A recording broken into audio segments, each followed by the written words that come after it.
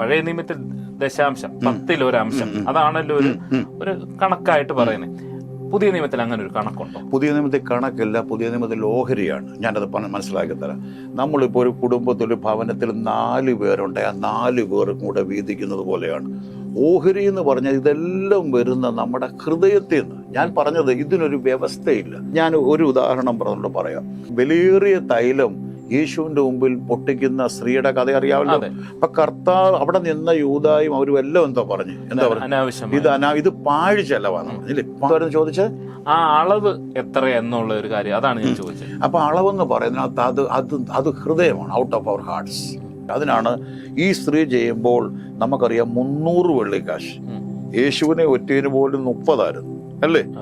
അപ്പൊ ഞാൻ ഇന്നലെ ചിന്തിച്ചു, അപ്പോസ്തല പ്രവൃത്തികൾ ഇവർ മാനസാന്തരപ്പെട്ടിട്ട് ഇവർ ഇത്ര വലിയൊരു കണക്ക് പറയുന്നുണ്ട്, ഇത്ര വെള്ളി അതിനുള്ള പുസ്തകങ്ങൾ അവർ കത്തിച്ച് കളഞ്ഞു.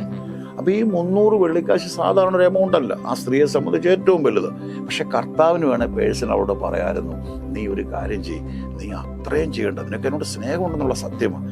ഇത് പൊട്ടിച്ച് ഇപ്പോൾ ഒരു പെർഫ്യൂം അല്ലേ, ഇതിന്റെ വാസന അതുകൊണ്ട് കഴിഞ്ഞു. പക്ഷെ കർത്താവ് അതല്ല പറഞ്ഞു, അവളെങ്കിൽ നല്ല പ്രവൃത്തി ചെയ്തു. വിശേഷം പ്രസംഗിക്ക് നടത്തണം. 2024 ഇപ്പോഴും ഞാനിത് പറയുകയാണ്.